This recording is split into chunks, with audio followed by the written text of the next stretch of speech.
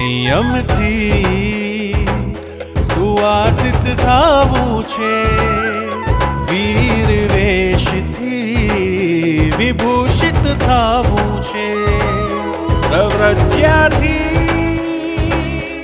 પાવન થાવું છે, રજો હરણના રંગે રંગાવું છે, રજો હરણના રંગે રંગાવું છે. આવી આવી છે વિનતી વસંત, થાવું થાવું છે મારે સાચા સંત. થાશે થાશે હવે અહમનો